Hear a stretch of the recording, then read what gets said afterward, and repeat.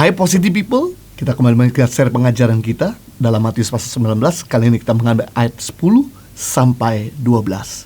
Murid-murid itu berkata kepadanya, jika demikian halnya hubungan antara suami dan istri, lebih baik jangan kawin. Akan tetapi ia berkata kepada mereka, tidak semua orang dapat mengerti perkataan itu, hanya mereka yang dikaruniakan saja. Ada orang yang tidak dapat kawin karena ia memang lahir demikian dari rahim ibunya, dan ada orang yang dijadikan demikian oleh orang lain, dan ada orang yang membuat dirinya demikian karena kemauan sendiri, oleh karena kerajaan sorga. Siapa yang dapat mengerti, hendaklah ia mengerti. Setelah orang Farisi mempertanyakan pendapat Yesus tentang perceraian, Yesus menjawab apa yang telah Allah persatukan tidak boleh diceraikan oleh manusia. Sejak kapanpun, sampai kapanpun, Allah tidak pernah menyetujui yang namanya perceraian. Mengetahui tidak mudahnya menjalankan pernikahan, maka murid-murid itu berkata kepada Yesus, jika demikian halnya hubungan antara suami dan istri, lebih baik jangan kawin. Kristus memperbolehkan apa yang dikatakan oleh para murid, lebih baik jangan kawin, bukan sebagai keberatan terhadap larangan perceraian seperti yang dimaksudkan oleh murid-muridnya, melainkan untuk memberikan mereka aturan bahwa mereka yang dikaruniakan melajang harus mampu mengekang nafsu birahi. Mereka yang dikaruniakan selibat atau membujang harus mampu menahan diri dan merasa tidak perlu kawin. Baiklah jika mereka tetap lajang. Melajang jangan dipandang sebagai kutukan, meskipun kebanyakan orang memang menikah. Dan Alkitab tampaknya menyatakan bahwa pernikahan merupakan kehendak Allah bagi kebanyakan orang. Orang Kristen yang melajang bukan orang Kristen kelas 2. Seperti yang dikatakan dalam 1 Korintus 7, melajang merupakan panggilan yang khusus.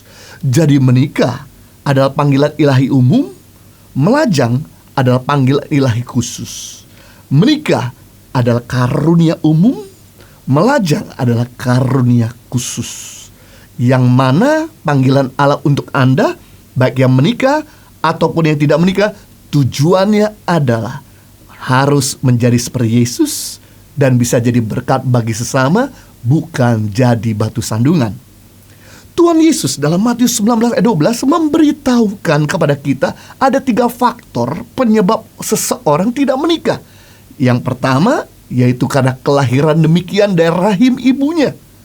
Dapat disebabkan karena cacat mental, keterbelakangan mental sejak lahir, menyebabkan seseorang itu akan merasa rendah diri atau minder. Adanya rasa minder pada diri seseorang karena melihat ketidaksempurnaan fisik dirinya, menimbulkan persoalan yang rumit bagi dirinya. Ketidaksempurnaan fisik tidak hanya mengakibatkan rasa minder, tetapi berakibat juga rasa ketidaksanggupan atau ketidakmampuan untuk berbuat apa-apa. Tidak berani melakukan sesuatu hal, tidak mampu mencari nafkah yang perlu bagi dirinya. Keberadaan dirinya merasa kurang percaya diri untuk bergaul, merasa dirinya tidak pantas didekati orang, merasa dirinya rendah, walaupun keinginan untuk menikah masih ada pada dirinya.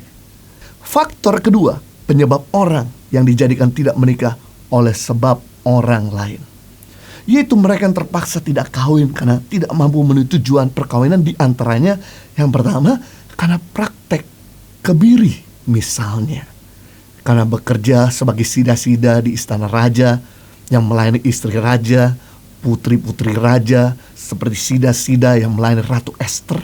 Mereka biasa dikebiri supaya jangan sampai membuat perzinahan atau percabulan, ataupun juga karena hukuman akibat tindakan yang dianggap pelanggaran susila, maka orang itu dikebiri.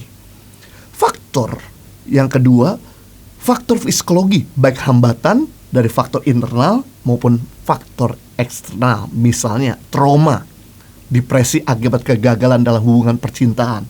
Udah pacaran bertahun-tahun, tiba-tiba ditinggalkan oleh pacarnya, dia menikah sama orang lain.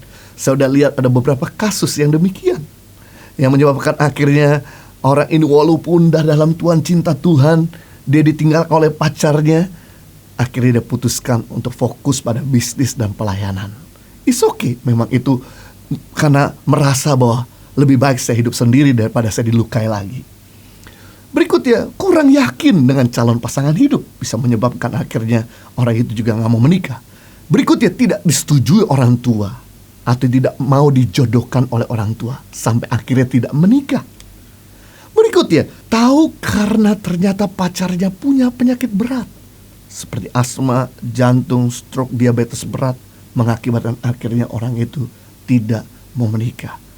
Berikutnya, faktor perbedaan suku, agama, bangsa, serta adat istiadat bisa juga menyebabkan faktor orang tersebut tidak menikah.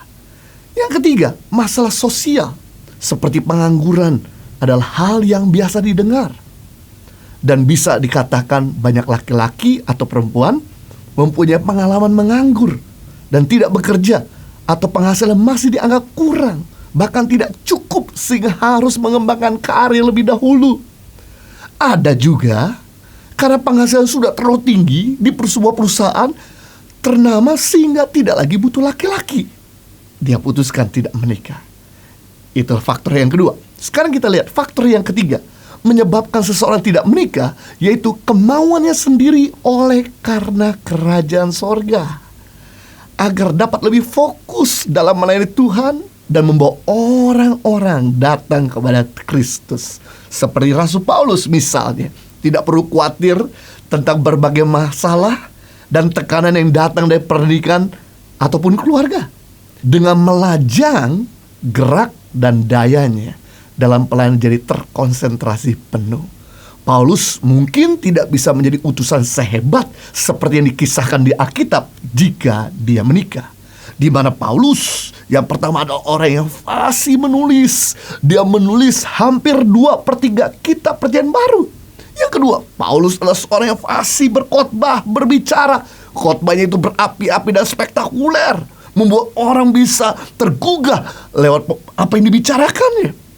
Yang ketiga, Paulus adalah seorang yang perintis gereja terbesar, terbanyak di Asia Kecil, Turki, dan juga di Eropa.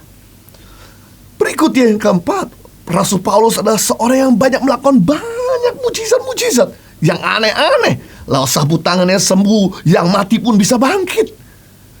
Yang kelima, karena Paulus melajang menjadi seorang pengusaha yang sukses, bukan cuma seorang pelayan Tuhan yang sukses. Kenapa? Waktunya punya konsentrasi pelayanan maupun juga berdagang atau usaha. Usahanya Paulus adalah sewa tenda, di mana income-nya itulah mendukung pelayanan sehingga dia bisa keliling kemanapun tanpa harus minta sokongan dan support dari orang lain. Amazing kan?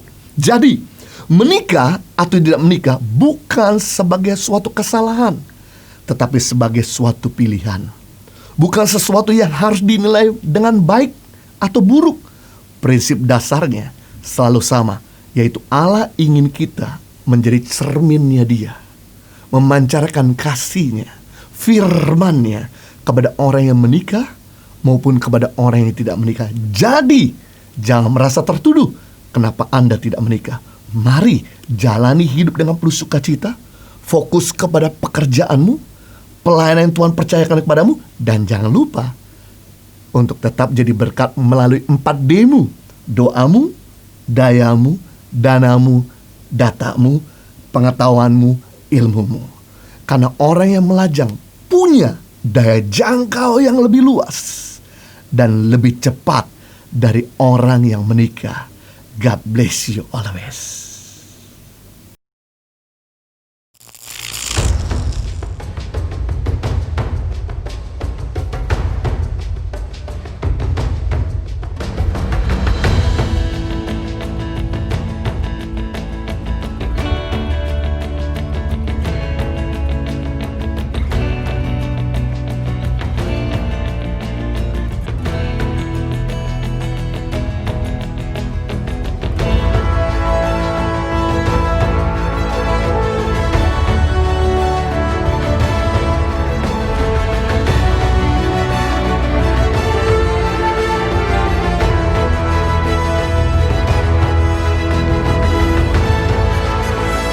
Suka duka, perjuangan guru tangan pengharapan dalam membangun pendidikan di pedalaman Indonesia.